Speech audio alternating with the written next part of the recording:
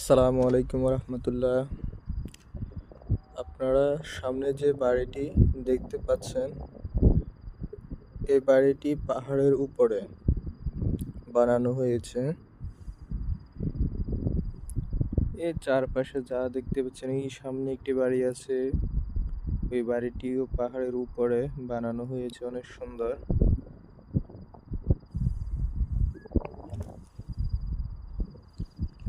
এখানে অনেকগুলো বাড়ি পাহাড়ের উপরে বানানো হয়েছে, যার চারদিকে যা দেখতে পাচ্ছেন সব শূন্য, দূর দূরান্তে শূন্য, কেউ নেই। এখানে সব পাথর।